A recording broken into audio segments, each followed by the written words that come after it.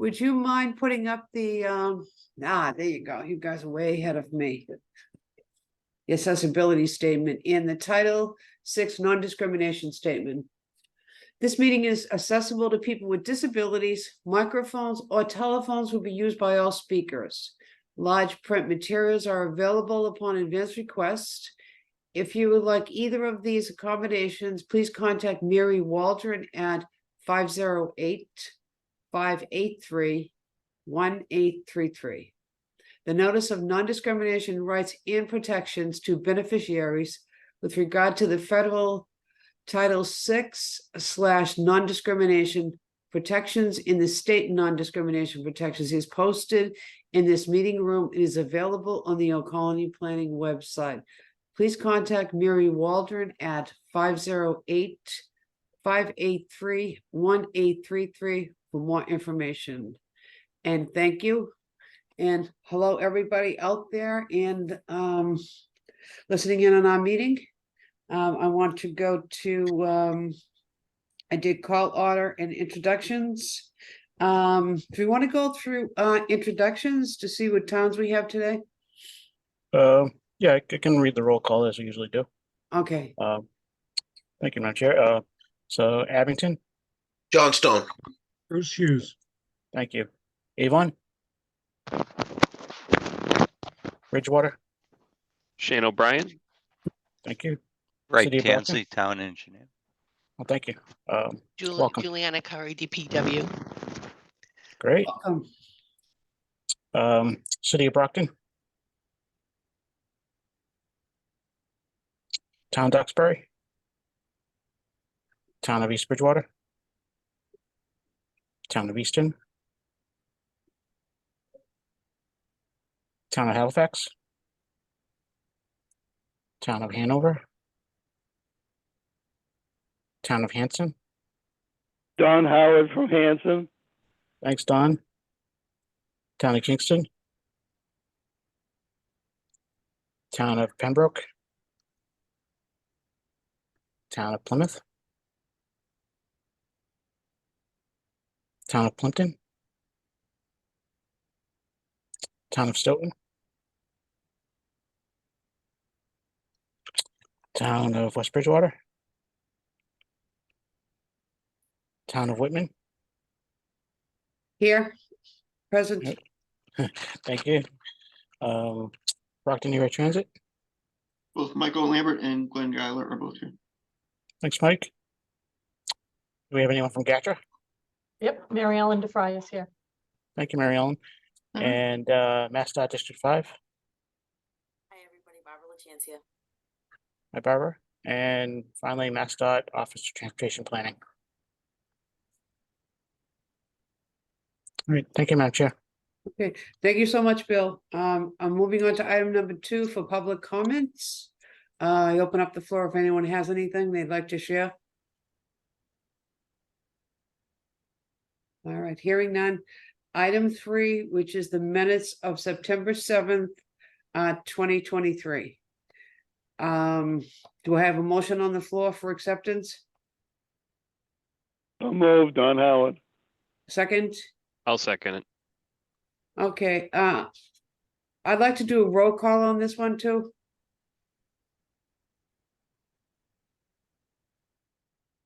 Sure. Abington. Yes.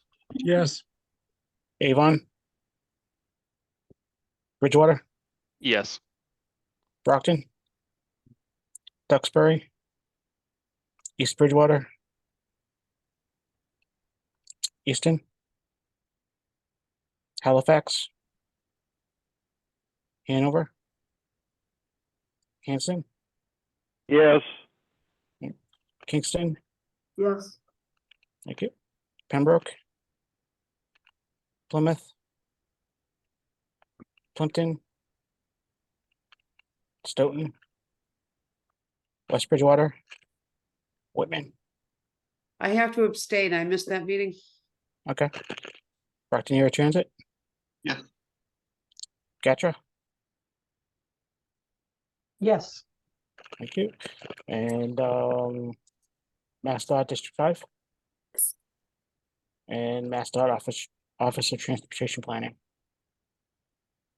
All right, Thank you, Bill. Thank you, everyone. Item number 4, communications. That would be Sean.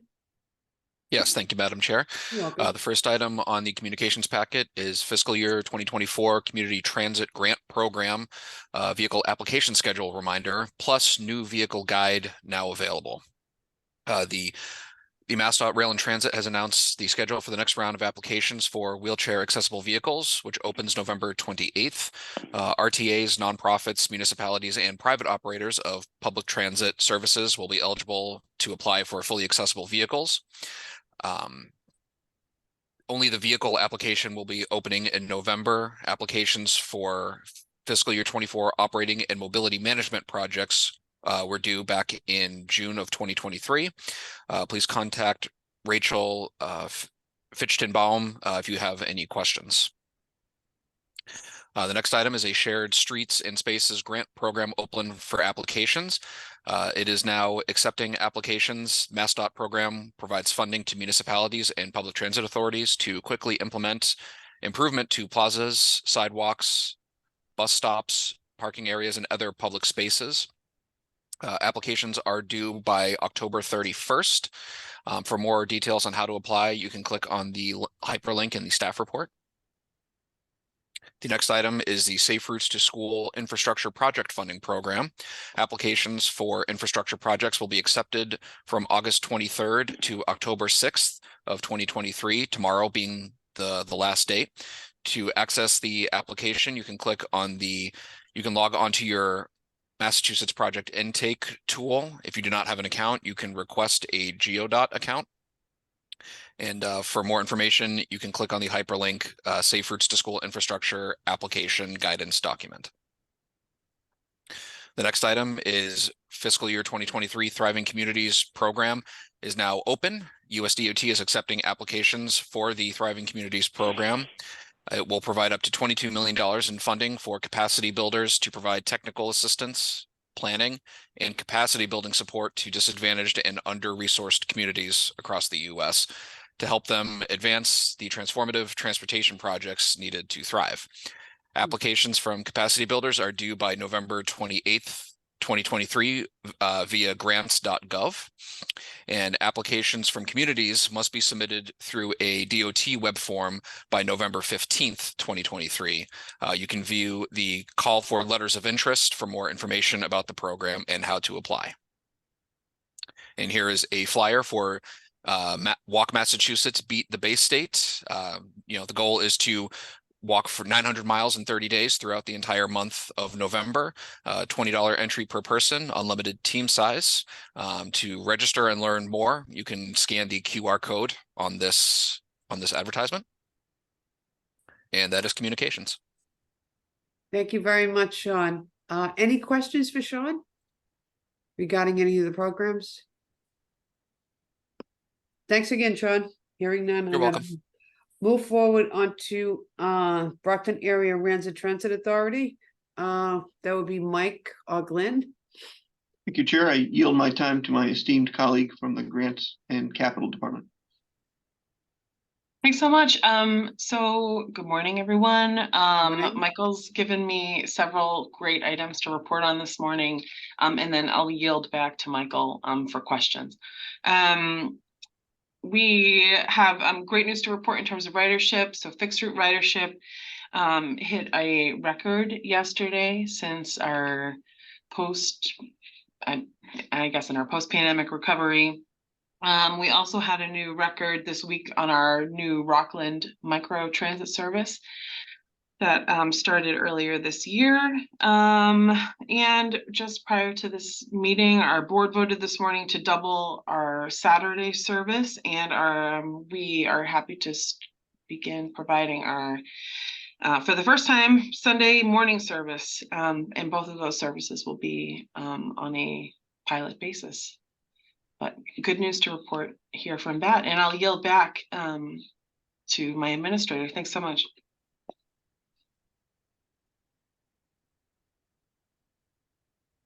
Any questions for Michael? Thanks, Noreen. You're welcome. thanks so much for that good news. I happen to live near that area, and Rockland is so spread out that to have something on Saturday to double the service, congratulations, that's fabulous. Fabulous. I think that's going to definitely take off even more than it has. So thank you all. Good job over there. Any comments? Questions from the group? Thank you, Beth. I'm gonna move on to B, which is the Greater Attleboro Taunton Regional Transit Authority. And we have a GATRA representative today. Yep. You have the floor, Thank you. It's Mary Ellen here. Mary Ellen. So we are also seeing very positive trends in our ridership as we return to what I'm hoping is the new normal. For our new service announcement in Plymouth, starting on Sunday, the 15th, we will be running Sunday service on both the Freedom Link and the Mayflower Link. And those service times have been posted up on our website, and they're also going to be on the buses that are out in the area now. So we're excited that we are able to run that in Plymouth. We are running limited Sunday service in Attleboro and Taunton, and we'll continue to roll out Sunday service as we can get more drivers. So that is what I have to report from GATRA. Thank you, Mary Ellen. That's great news also. Anyone have any comments or questions for Mary Ellen? We have a quiet group today. Thank you so much. Moving on to the South Coast Rail Project, and that would be Sean. Yes, thank you, Madam Chair. As always, South Coast Rail is a state project that will restore commuter rail service to the cities of Taunton, Fall River, and New Bedford as the only major cities within 50 miles of Boston without commuter rail service currently. Throughout the month of September, some of the work that was conducted was overnight traffic signal and road work in Fall River, vegetation clearing at railroad crossings in 5 communities, daytime traffic signal work at Route 140 and Taunton Depot Drive in the city of Taunton, lane closures and detour for railroad crossing work in Assonet, overnight track work at the new Middleborough Station site, extended hours track work in 4 communities on the Middleborough secondary line, and lastly, signal system installation and testing in 7 communities on the Fall River and Middleborough secondary and New Bedford main lines. If anybody is interested in signing up for the weekly updates on South Coast Rail, you can click on the hyperlink, enter in your email address, and receive automatic updates every Tuesday for this project. Just a quick update, Sean, the opening of the project or service has been delayed by 6 months, so it's now summer of 24. Very good. Thank you, Michael. Any other comments? Questions? Thank you, Sean. You're welcome. I'm gonna move on to item 6, which is old business, the FFY 2024 to 2028, the Transportation Improvement Program implementation, and that would be Bill.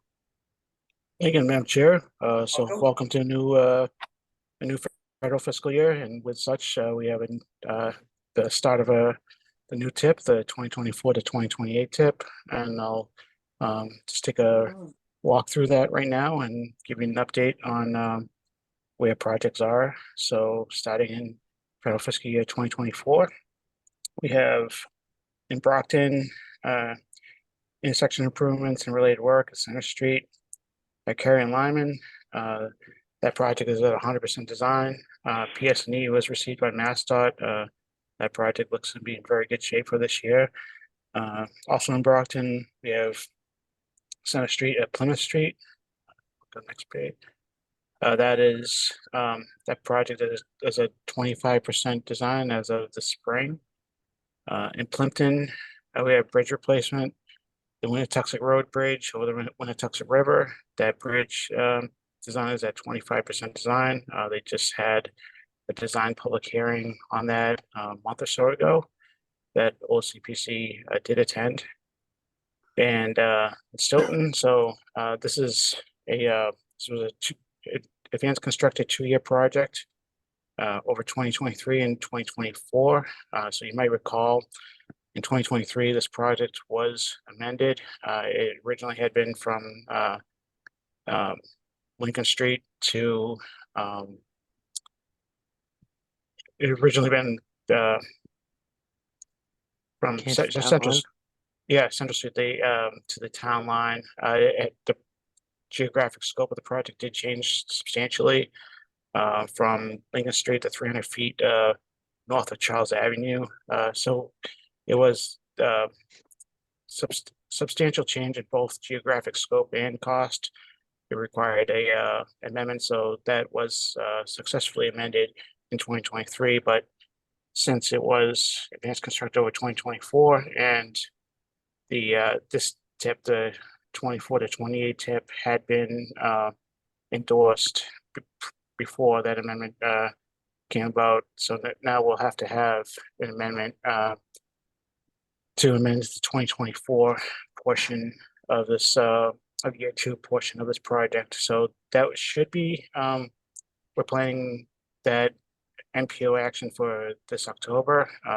It's possible that it might be delayed until November. We're waiting some guidance from our MassDOT and federal highway partners, but as of right now, that NPO action should be this October to amend this project. There'll be some other items going to that amendment. For example, the city of Brockton and the town of Plymouth were recipients of BIL, bipartisan infrastructure law grants. So those have to be amended into the TIP. So we have a fairly busy amendment 1 of the TIP coming up. So stay tuned for that. And so moving on to federal fiscal year 2025. So we have intersection improvements at Lyman Grove and Summer Street. That project is at 25% design as of June. I know it's gone back and forth between MassDOT and the designer, but that design on that's moving forward. In Easton, car improvements on Route 138 and Elm Street, including that intersection, that is at 100% design. Federal fiscal year 2026. Abington intersection improvements at Hancock Street and Chestnut Street, that is at 25% design. And I'll note the date on that. That's the last update that I have for this was 2021, so it's a couple of years ago. So I know it's, this project's still a couple of years out, but let's see if we can get an update on where the design of this is. Avon intersection improvements at Route 28, Spring and Harrison Boulevard. That's in the preliminary design phase. Notice to proceed was issued to begin design work on that. In Duxbury, the Duxbury Kingston line, we have installation of traffic signals at the ramps between Route 3A and Route 3. That is in the preliminary design phase. In federal fiscal year 2027, in Abington, we have intersection improvements at Route 139 and Chestnut Street. That's in the preliminary design phase. Duxbury, we have bridge replacement, the Powder Point Avenue Bridge. This is advanced constructed over several years. The cost estimate on this has actually fluctuated a lot. You can see right now it's at 70 million and change. At one point it was about 150 million. But that's still a ways out, 2027. And like I said, that's the preliminary design phase, and that'll be advanced constructed at least over 3 years. Hanson, Route 14 project. So this is at 25% design. However, the town, we're awaiting the completion of a subsurface utility engineering assessment on that roadway, also known as SU. The town was recipient of some money through the transportation bond bill to fund that engineering analysis, but that has to be completed before design on this project moves forward. That's the last update on having that. And then finally, but not least, our brand new horizon year of the TIP, 2028. So we have several exciting projects in this year. So Abington, we have intersection improvements at Route 18 at Route 123. That's in the preliminary design phase. Actually, all of these in the preliminary design phase. Brockton intersection improvements, Route 123 at Pearl Street and Stonehill Street in Hanover. Corridor improvements on Route 139 at Main Street, Center Street, and Silver Street. The designer just held a road safety audit for that last week. In Kingston, we have a bridge replacement on Smith's Lane over Route 3. That's in the preliminary design phase, and this is actually been around for a while. The last update I have on this is 2017. But that, as of right now, that's 2028. And then Stoughton intersection improvements at Canton Street and School Street and Summer Street, and that is in the preliminary design phase. So that's what we have in the TIP. I don't know if anyone had any questions or comments on this.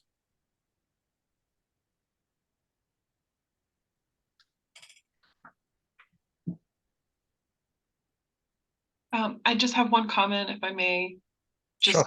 just to Yes. tee up the fact that, thank you, Madam Chair.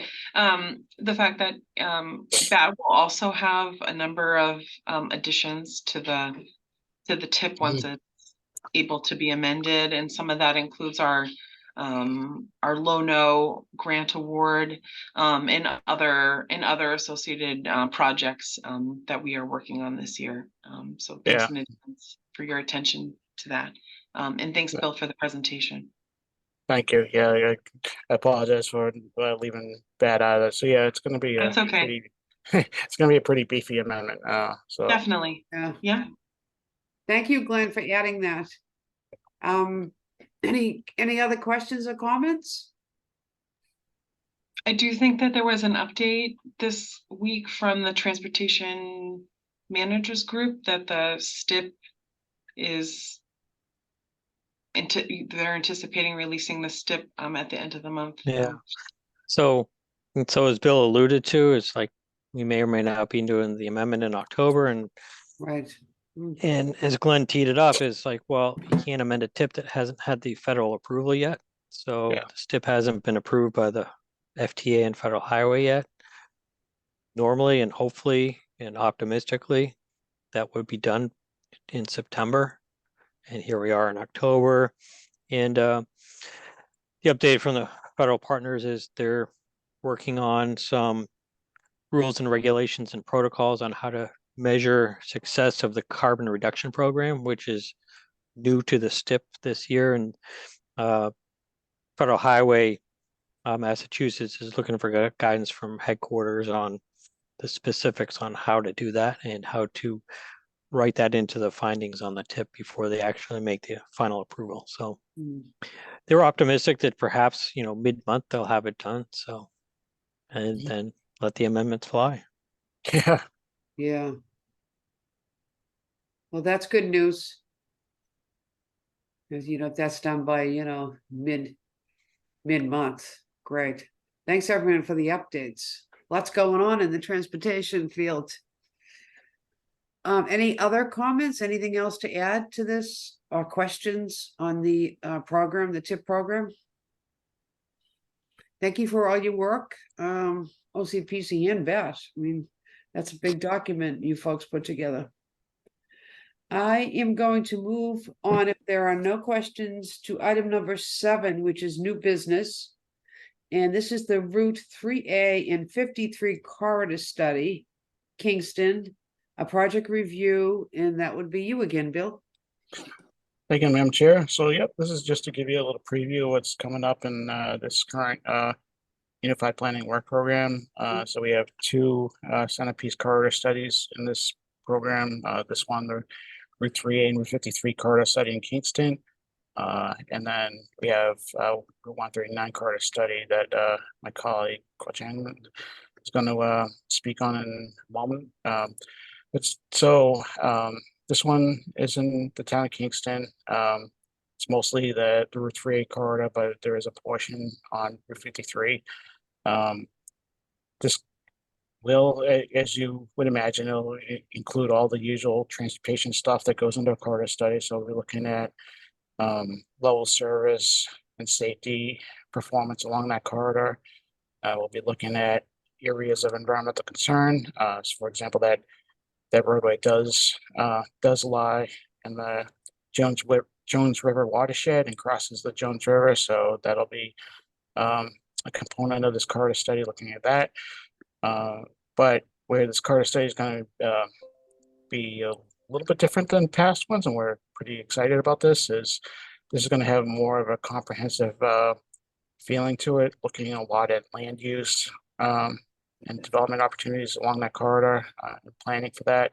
The town Kingston has an opportunity to work with the owners of the new owners of the Kingston Collection to get a snapshot of how people are using that corridor, specifically for to and from the business community in Kingston. So to that Kingston Collection development, as well as businesses along the corridor. So we're going to be working with the town, the Kingston Business Association, and the mall owners. The mall obviously not on Route 3 itself, but through its connection with through Smith's Lane, Route 3 does feed into the Kingston Collection quite a bit. So we're really excited about this opportunity. I think it's going to be a great study. Again, like I said, we look at safety, for example, crashes. We're going to look at mobility of both of all users. So obviously vehicles, but as well as pedestrian and bicycle. In terms of that, we'll be looking not just on this corridor, but in the town of Kingston, but we'll be extending quarter of a mile into the towns of Plymouth and Duxbury, which abut this corridor. So looking at how pedestrians access this corridor from those communities. For example, in Duxbury, you have the Island Creek development, which generates a lot of pedestrian traffic on Route 3A down to the plaza with the supermarket and the Starbucks.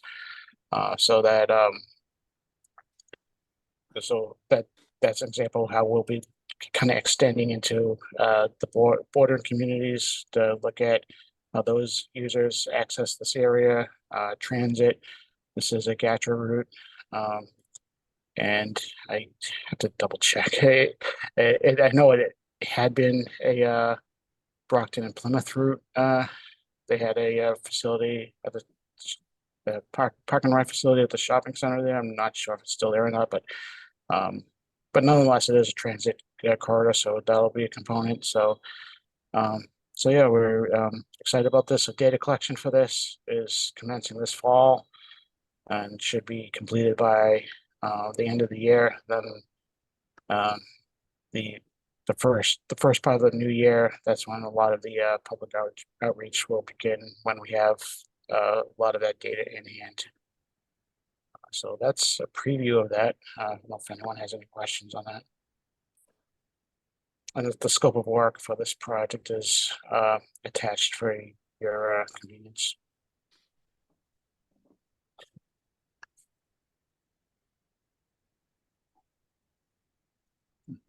Yes, you answered my question. It's at least a year's worth of work, Bill.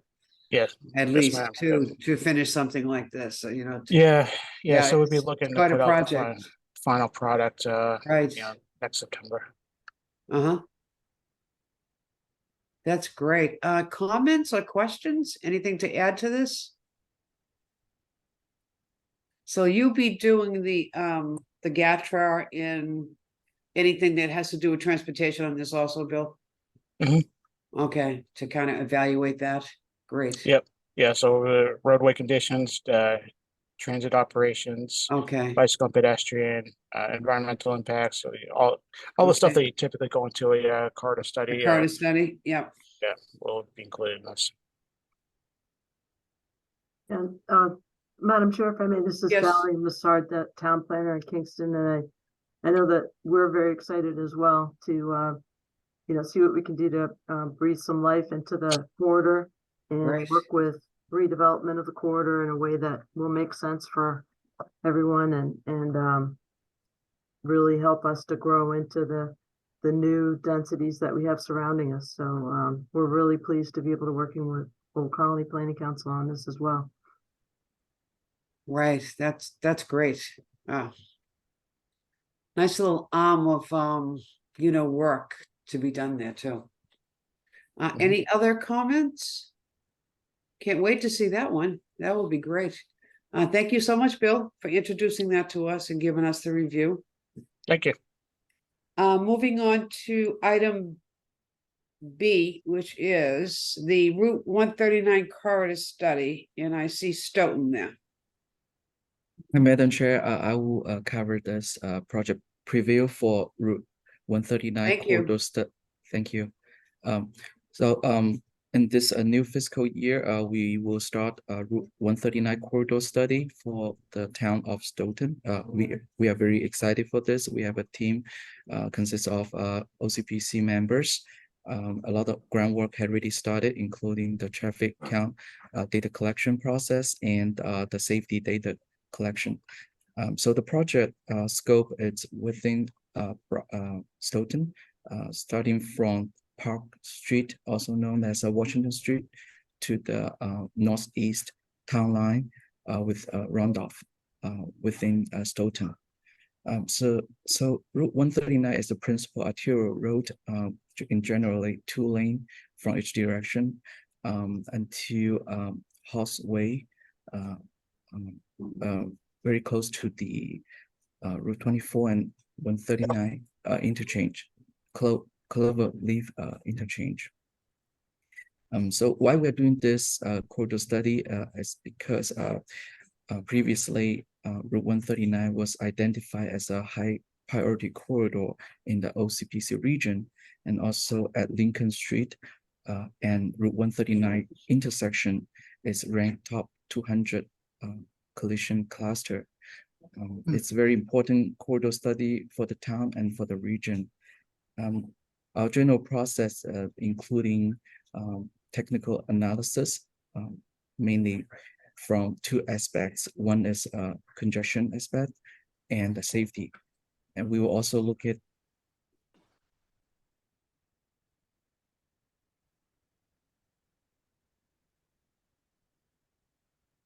Lost you.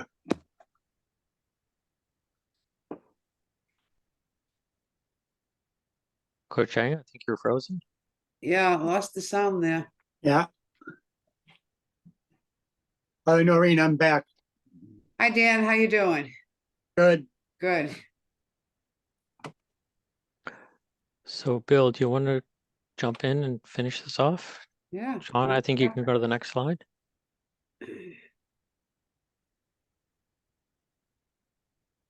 Yes, sorry, we're having some technical difficulties. sorry, Sure. I'm back. Oh, there you go. I don't know where I was left. All right, I'll go back to. Nope, lost him again. Hello? Yeah, you got you. Okay, good. I apologize, and I don't know what happened to my laptop. So Route 139 corridor was identified as a high priority corridor in OCPC region. Also, one of the intersection is among the top 200 collision cluster for the state. Our general process will include technical analysis, including the safety and capacity analysis for all major intersections. We will use a travel demand model the first time and try out our 2020 travel demand model to forecast 2030 conditions. We will develop a draft report and final report within a year time frame. During the time, we will work closely with MassDOT District 5, and obviously the town of Stoughton. The public participation will be part of the process. So far, we are doing great on data collection. We have already started a lot of groundwork, including traffic data collection, including intersection turning movement count and ATR counts. We also gather all the most recent full year collision data from 2020 to 2021. We appreciate the town of Stoughton Police Department for providing the data. So our goal for this corridor study is not just a document for all the existing and recommendation. We want to work closely with MassDOT and the community, and hopefully we can, provide help assistance in developing projects for them, especially for those low cost and low hanging fruit, if I would say. Also the long-term infrastructure project, including the intersection geometry improvement projects. That's all I have. Apologize for the interruption during the technical problem. Any question for me? Yeah, thank you. Would your study, I'm looking at the data analysis here. Would you be looking at, I know you'll be looking at some of the land uses and the zoning also throughout this study on that corridor? Yeah, we would do that too. I forgot to mention that we will develop GIS multi-layer information. We will look into the existing land use or zoning regulation and make sure all our recommendation, align with the town's goals and objectives for the master plan.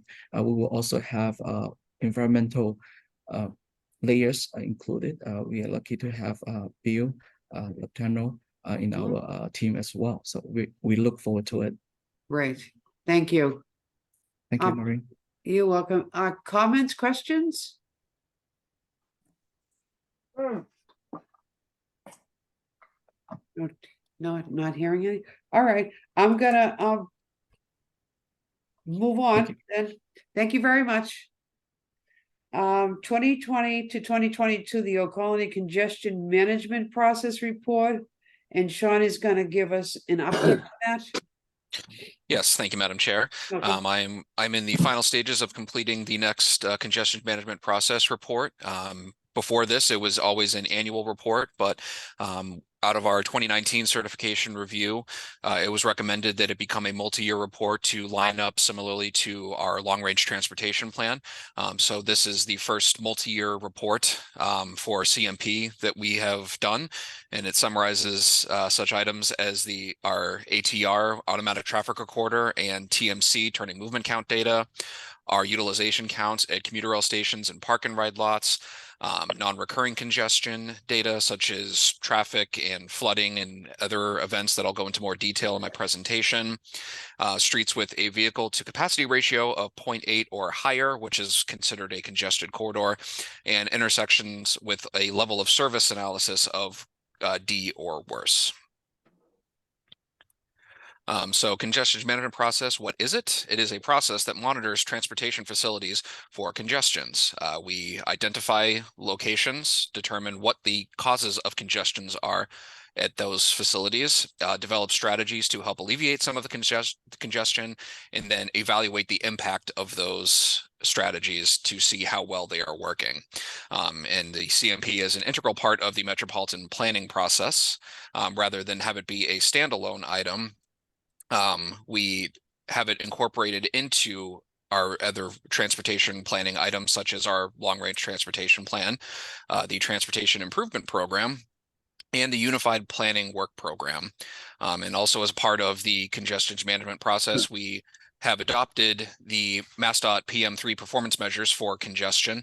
And, we track such items such as the travel time reliability, truck travel time reliability, and peak hour excessive delay. And here is a graphic from the CMP report itself, the elements of the congestion management process. It is a 8-step cycle, starting with developing regional objectives and defining the CMP network, moving on to collecting data and monitoring the system performance, analyzing the congestion problems and needs, and then identifying and assessing, and then eventually evaluating the strategies and their effectiveness. So as part of the CMP, I've presented on this in the past. We visit 15 commuter rail stations, one of which is actually the BAT parking garage, as they are the closest parking facility across from the Brockton the Brockton commuter rail station, excuse me, right here in downtown Brockton. But the 15 commuter rail stations that we visit are on 3 of the commuter rail lines. They're the Providence Stoughton line, where we visit both Canton as well as the Stoughton commuter rail stations. The Middleborough Lakeville line, we visit the Holbrook Randolph, Montello, the back garage, as I previously mentioned, the Campello, Bridgewater, and Middleborough Lakeville stations. And then on the Kingston line, we visit 6 stations, starting from South Weymouth all the way to the north, all the way down and ending in Kingston. And as also mentioned, we visit 5 park and ride lots, MassDOT park and ride lots. There are 2 on the Route 24 corridor, the Bridgewater and the West Bridgewater lots, and then there are 3 of them on the Route 3 corridor, the Bourne, Plymouth, and Rockland park and ride lots. So part of monitoring our system performance involves analyzing our traffic data collection. Over the 3 years, 2020 to 2021 and 2022, we conducted a total of 236 ATRs throughout our 17 community region, as well as an additional 40 turning movement counts, which were conducted by both OCPC as well as third-party vendors. As mentioned previously, a congested roadway is considered to have a vehicle to capacity ratio of 0.8 or higher. And upon analysis of all of our ATR data, there were 5 locations on Route 24 that had a vehicle to capacity ratio of 0.8 or higher. And then for the turning movement counts, we also conduct a level of service analysis, which is graded from A to F. D or worse is considered congested. And there were 35 locations for 35 of the 40 locations had a level of service D or worse. And then here is a map showing all of the ATRs that were conducted over the 3-year time frame of this report.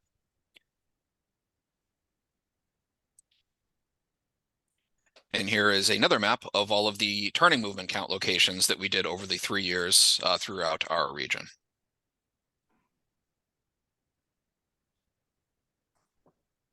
And one element that we added in the previous report that we expanded on in this report was calculating an average passengers per seat for the BAT system. Back in 2021, I believe it was July, BAT installed automatic passenger counters on their fleet. They utilized the company Passio. And with that data, we took 3 sample days during that time frame, 2 dates in October and 1 date in April. We decided these dates to coincide with our CMP data collection at our commuter rail and park and ride sites to kind of have that alignment. And for October 28th, 2021, the average overall passengers per seat was 0.25. April 27th of 2022, it increased to 0.33 passengers per seat. And then October 27th, 2022, it continued an increase up to 0.37 passengers per seat. And here is a table of a 5-year trend that has always been in our CMP reports, showing the utilization percentages for the 3 commuter rail lines that are in our region. Obviously, as you can see, pre-COVID, the numbers were much higher. But going within the last 3 years, the utilization has increased significantly over that time, and the hope is for that trend to continue going into the future. And then here is the utilization chart for the park and ride facilities. Similarly, the corridors were either at, near, or above the 85% threshold, which is considered congested for our parking facilities. And then starting in 2020, obviously with the beginning of the pandemic, the numbers dropped, but similarly to commuter rail, the numbers have increased significantly as time has gone on. And then one of the other recommendations, besides changing this report to a multi-year report, is to analyze non-recurring congestion. We extracted data from Plymouth County from the operating company Ritus, and some of the non-recurring congestion was bridge maintenance operations, collisions, construction, fires, and road maintenance operations, with obviously varying time delays, based on either days or hours. And then some of the CMP strategies that we have identified that we feel could help alleviate some of our congestion in the OCPC region. One is travel demand management, to help reduce the number of single occupancy trips. So items such as ride sharing and carpooling and shuttle services. Access management, which is the planning of the design, location, and operation of driveways, median openings, and street connections. Promote the use of non-motorized modes of travel, so bicycle and pedestrian. Intelligent transportation systems, which are applications of advanced technology in the field of transportation that will help increase safety, security, and convenience for transit passengers. Promoting public transportation, obviously working with BAT and GATRA to increase ridership for both of their services. Increasing highway capacity, for example, Route 3, has a couple of bottlenecks where it goes from 3 lanes to 2 and back to 3, down to 2 again. And then increasing commuter rail capacity. There is a bottleneck in Quincy, just south of the North Quincy station, where the commuter rail lines for the Kingston and the Middleborough Lakeville lines goes from 2 tracks down to 1. And then once they get to a certain point, they go back to 2. But obviously with especially with the South Coast Rail project coming up next year, addressing that bottleneck could increase passenger service. And that is my presentation.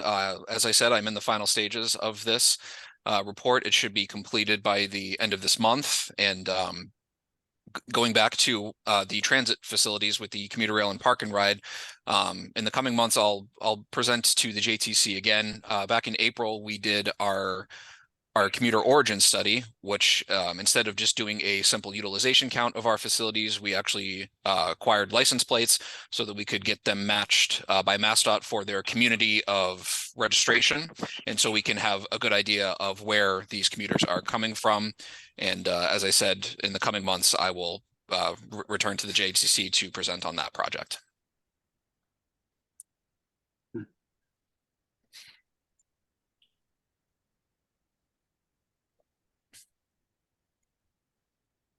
You're muted up there. Yeah, I'm mute. I had a question for you, Sean. Where we would really need to double track it when you just spoke of that, is there room to do that? Yeah, that is one issue. To right of way, and Right. Taking the space for it. Obviously, that is the biggest issue. Sure. It's obviously, we're not engineers. We're not doing the study of that to Right, determine if right. that's feasible. That's just something that has been addressed in recent months, just as something that would like to be documented, at least, Good. just because obviously with South Coast Rail coming up the Middleborough Lakeville line, there's a potential for increased commuter rail service. So just something to address and just make everybody aware of. Because I understand your point of view on that, but it's great to keep documenting that to see if it's an option and they can investigate that option, engineering wise, of right away, whatever they have to do in that case. But that would make such a big difference. Yeah. Yes, absolutely. And obviously, as anybody who knows who's been tracking South Coast Rail, if phase 2 ever happens, obviously Stoughton and Canton would have to have that happen as well, because there's only a singular track that goes through Canton and into Stoughton. But if phase 2 ever occurs, then that will require double tracks instead of just the current singular tracks. But obviously, they're still working on phase 1, so no need to address that until we hypothetically reach that point. Yeah, great job on that. Thank you. Any comments or questions for Sean? Yeah, Madam Chair, Yeah. I have Dan Zelbert, I have a comment. Sean, when you do your therapy, I'm looking at the truck routes. and the turn and the turns that they have to make. Like Route 14 is a truck route, heavy duty truck route, and so is an 18. But for them to get to 14 to 18, the turn radius is very tight. I've seen many turn radiuses on truck routes where signs are bent, because they're running over sidewalks and stuff. Do you notice that and maybe suggest a setback of traffic on the opposite road so they have more room to turn? Where, especially like, as I say, Route 14 and 18, I was on the left turn lane to take a left turn and truck is ready to take a right from 18 to 14, heading, into up towards going south, right? And and thank God there was nobody behind me, because I had to back up about a car length for him to make the turn radius without running over a sidewalk. So, I mean, it's just something that we may want to add to it and look at turn radiuses for truck routes from one major highway to another. Just my thought. Yeah, no, absolutely. Thank you very much for that comment. That's not something that we have historically had in the CMP report, but I'll definitely take note of that and see if that's something that we can add or address into this report. I believe it was a year or two ago we conducted the freight study for our region, which primarily was truck traffic. So I will take a look back into that, see if there's anything that I can add into this report, and if anything is feasible enough to warrant being added into this report, I'll definitely do so. Right, it's the safety. That's it. Big, Oh yeah, yeah. Okay. Absolutely. You're welcome. Yes, Charlie. Yeah, thank you, Sean, and thank you, Dan, for the turning radius question. I think one of the things that we can do through our GIS and using Google Maps and whatnot is to come up with standardized truck turning templates for like a WB50, and then to go through, using our geographic information system, overlay those truck turning templates, like the preferred, on existing infrastructure to see where there's either overlap or underlap. And then we can flag those if they don't meet the turning radius requirements. Then that could be an area to prioritize investments to widen it out with geometric improvements. Very good, Charlie. Thank you. Ray? I just wanted to add to that. In the freight study, we did flag crashes, truck crashes, and we categorized them. So we have locations where trucks are continuing to crash. Just a single vehicle crash, like one truck crashing into the side of the road because of turning radii or overpasses. So we flagged those, but we haven't gotten all the locations, because that location that Dan just mentioned, not sure if it was flagged because of the crashes, but a lot of them were in Brockton, actually, because there's a lot of movements, like there's no straight through movement east to west. They have to do a circuitous route through the downtown. But we're definitely looking at those locations, and we flagged them in the freight study, and so we're going to continue to add to that. But we use the crash. We flag them by crashes, but obviously there's observational. There's locations that we haven't gotten all the locations. So okay, thank you. Yep. Thank you, Ray. Thanks, Ray. Yep. Any additional questions or comments? I did just have a comment. Thank you. Sure. It's minor, and I'd like to just reiterate what Noreen shared about a need for increased capacity on the commuter rail.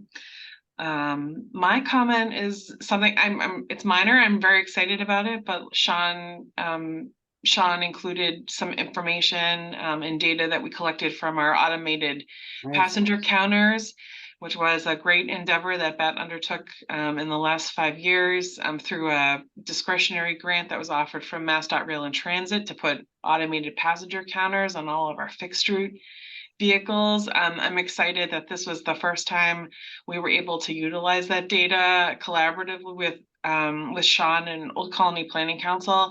I'm looking forward to seeing where that information will lead us. And it was a great opportunity, I think, in this report to start using that in some of the great analysis that OCPC is doing here in the region. Thanks. Yes, thank you, Glenn. As you said, that APC Yeah. data was fantastic. I BAT arranged a meeting with Old Colony Planning Council and Passio, the company that handles their APCs, and they showed us what the data looks like, how you can filter it, how you can change it. It was fantastic. Thank you to Glenn and to BAT for providing that data for us. I know I had the total overall average for each of the days for the passengers per seat, but in the report there will be more in-depth data that will have it by day, pulse, and route on display, similar to our previous report. So thank you again to BAT. Yeah. Thank you. Great data. Any comments? Any more questions? All right. Thank you all. Thank you so much, Sean. Great job. Thank you. Gonna move on to item 8, which is other business, and this is the community local technical assistance studies, and that would be Bill again. Thank you, Madam Chair. So I'll quickly run through what we're doing with the LTA program right now. So we for new requests, we received a request from the town of Easton. Just received this yesterday to do a pedestrian activity study at the intersection of Main Street and Elm Street. This will help the town in planning and designing any potential crosswalks at that intersection. So we're currently coordinating with the town on timing of that study, and also the hours of data collection that they'll need. And then the other projects that we're working on. So Bridgewater, looking at traffic counts on multiple roadways. That is happening this fall. In Brockton, traffic study at Route 27 and Quincy Street and Massasoit Boulevard. That data collection was just completed and analysis is underway. In Duxbury, we have a road safety audit a week from Monday for Hall's Corner.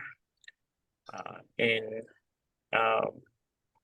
Easton, we have that study that I just spoke of. In Plymouth, we had a traffic study of the intersection of Wareham Road and River Run. That data collection was completed and some preliminary analysis was sent to the town, and continuing to work with the town on finalization of that study. I think that's it. Two more. Town of Stoughton, we're doing a road safety audit for the Plain Street corridor. That'll be happening this fall. Data collection is underway. And then in Whitman, we're doing a traffic study, Auburn Street, and data collection will occur on that as soon as construction is completed. Yeah. And that is my update. That's great. Any questions or comments for Bill? Oh, hearing none. Thank you so much. I'm Thank gonna you. move on to item B, which is staff reviews, ENFs, EIRs, and MPCs, and that would be Kyle. Thank you, Madam Chair. You're welcome. So 2 new projects. First in the town of Plymouth, wastewater treatment facility for treated effluent discharge. This is a expanded environmental notification form.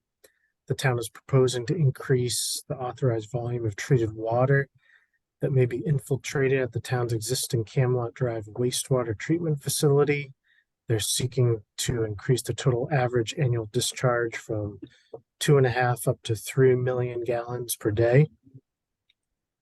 Next is for the town of Bridgewater, supplemental draft environmental impact report for the Lakeshore Center Phase 4 project.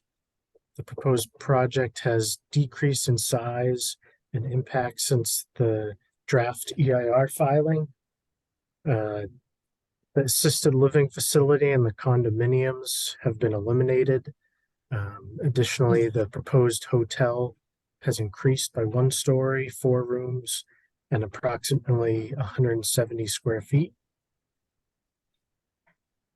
Next, we have some certificates. First is the Town of Plymouth Pinnacle Bogs Restoration. The certificate states that this project adequately and properly complies with MIPA. Next, for the Town of Easton, the Easton Warehouse Facility. Certificate states that this project does not require an environmental impact report. Town of Kingston, Sampson's Brook Headwaters Restoration. Certificate states that this project is granted a full environmental impact report waiver. Town of East Bridgewater and City of Brockton Sewer Extension Project. Certificate states that this project adequately and properly complies with MIPA. No. Town of Duxbury, Seawalls Phase 1 and revetment footing protection. The certificate states that the project does not require an environmental impact report. And finally, we have a couple public notices for the Town of Kingston, notice of intent to initiate an ecological restoration project. This is for a cranberry bog wetland restoration located off Winthrop Street. Wow. For the Town of Pembroke, notice of intent to initiate an aquatic plant management program. This involves a vegetation management program at Arnold School Pond to manage dense growths of invasive aquatic plants. And finally, Town of Pembroke notice of intent to initiate an ecological restoration project. This consists of vegetation management on the private property located at 2 Washington Street in Pembroke, and this is to manage dense growths of invasive plants. And that concludes my report.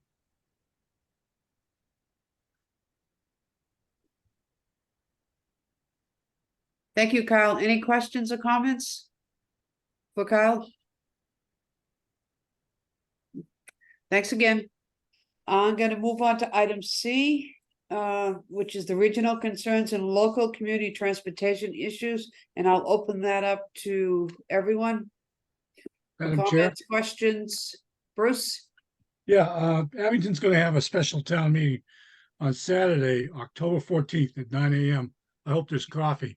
But one of the things that's going to be discussed is the new master plan for Southfield or Union Point. And they've done presentations on it at the selectmen's meeting and at the planning board, which I'm chair of. So that's going to be an important town meeting. It's going to, the part of Abington, it's going to allow some more commercial development and residential. You know, one of the things we're looking at the base is the housing that's going to be required by the MBTA around a commuter rail. And planning board supports the idea of having housing over there, which would meet that criteria because it would be near the, it's in Abington, the land we're talking about is in Abington, but it's near the Weymouth commuter rail station. So that's going to be a very important town meeting and looking forward to attending it.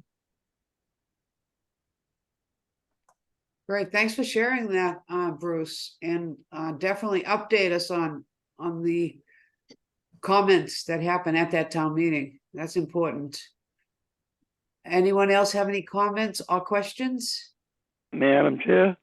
Yes, Don. It's for Barbara and the DOT. Is Okay. she still listening? On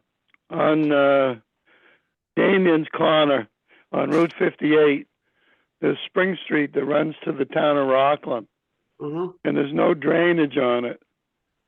But there's an 8-acre development down on the right before you get into Rockland.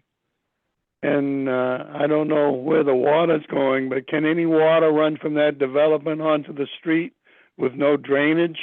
Or does it all have to be retained on the property? Hi, Don. I'm not quite sure, but I believe that they have to retain it on the property, but that would be a question for our permit section, and I can reach out to them if you like and get an answer to you. Well, I worked in the Hanover DPW for years, and in the back of my mind, I think that's what it is. But I was just trying to clarify it before I start causing trouble. That's all. What is the lot again? It's 58 on what? Which It's Spring Street. It runs from Damien's luncheonette there all the way on Spring Street to the Rockland line, and it's pretty flat. And I think some of the water, they've already got the road in, and it looks like it's going to be running towards Spring Street. And I don't think that you can run water onto a street that has no drainage, right? Correct? Right. Right, especially in the winter. Yeah, let me Well, that's let why me verify that, and I'll get back to Bill and Charlie on it, Don, and they can forward it Okay. on to you. All right. Thank you very much. No problem. Don, you might want to check, that was a comprehensive permit. You might want to check with the zoning board of appeals on that, because they would have some engineering reviews in the file and how that drainage was handled. You might want to see what the town has on that project. Well, it's pretty flat, and the water table's pretty high, I'll tell you. But you could get copies of the engineering review, because they would have had someone. Would that be in the planning board? No, I think that was probably a comprehensive permit, and if it was, that would be at the ZBA, the zoning board of appeals. I would check with them first, and if it's not, you could check with the town planner, and look, you could look up some information that way, but any sort of engineering reviews, you'd be able to get copies of that done from the town. All right, thank you very much. You're welcome. Mr. Howard, I can Yes. verify that that is a comprehensive permit. I live right near it. And I'm certain that there are high groundwater tables. It is a flat area. There is limited drainage out on Spring Street. Yeah, there's really no drainage, to be honest with you. Yeah, they've done some improvements on the Rockland side, and they've done some but that doesn't culverts. help Hanson. No. So. But from a regulatory standpoint, that project is definitely within the buffer zone of a wetland, and even under the comprehensive permit regulations, they would have had to have met basic DEP standards. In particular, the BMP standards. Standard 2 of BMP means that they have to control their runoff on site, and that they're not allowed to discharge additional runoff off their site. So in the pre-development condition, if some runoff did discharge onto Spring Street, they would be allowed to discharge some runoff, provided it still has to be treated. They would be allowed to discharge the same amount onto Spring Street, but they would not be allowed to discharge a greater amount. Typically, what a developer will do is he'll minimize the amount of off-site discharges to the greatest extent practicable, just because it takes away a lot of complaining and skepticism during the permit process. Right. Well, I do know they have 3 retention areas to be built in there, but the water table's so high, I don't know how you can build a retention area and then put in a surge too, because the town of Hanson doesn't have surge.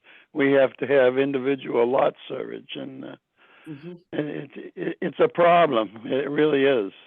So yeah. No, I thank you very much for the information, and I don't like to see somebody spend millions and millions of dollars on something that won't work.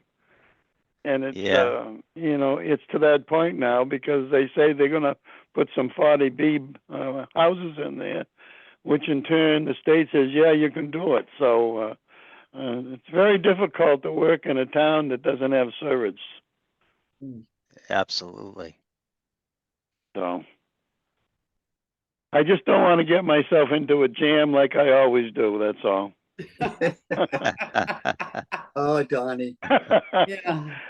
I try to do things right. That's all. Yeah. Thank you all. Thank you for your input, Greg. Really valuable. Appreciate it. You're welcome. Yes. Any other? Where are you from, Greg? Are you I'm from here locally? Yeah, I live in Rockland. I drive Oh, by good, good. that 40. I probably live. I mean, I could walk to that site from where I, Okay, you all know, right. from where I live. So I go by it all the time. It's pretty All much right. all built out right now. Yeah, I know. Yeah. It's I've been trying to slow it down and stop it, but it just doesn't work. So Yeah. no, I live on Winter Street over the other end, right opposite Factory Pond. That's right by the ski shop. So Yeah. Yeah. Yeah. I'm familiar with that area. Yeah. Very good. Yep. Thank no, you. thank you very much, all. everyone. Yep. And any other questions or community concerns you'd like to present today? All right. Thank you all. And as usual, thank you all for attending. And enjoy your weekend. I hope we really don't get all that rain they're predicting, but who knows? So I'm going to move on to item 9, which is adjournment. And do I have a motion on the floor for that? I'll make that. So Dan, moved. Second? Okay, All okay, in Danny. favor? Yeah. Aye. Aye. Aye. Okay. Opposed? I also believe we do not have a meeting in November, or yes. No, we do. Okay. Oh, you do? Okay. Some Yeah. reason I thought it said no. The Okay. regular scheduled meeting first Thursday? Yeah. Yep. Okay. Thank you. Yeah. So yeah, basically every month. We usually take a month, sometimes 2 off in the summertime, but other than that, we meet monthly. Okay. Okay. Great. Thank you, Bill. No problem. Okay, I think I had a vote and everybody seconded that vote, and I'm just gonna say all in favor. Aye. Aye. And have a great weekend, everyone, and thank you everyone for attending. So appreciated. And thank you, OCPC staff. Thank you, Noreen. You're welcome.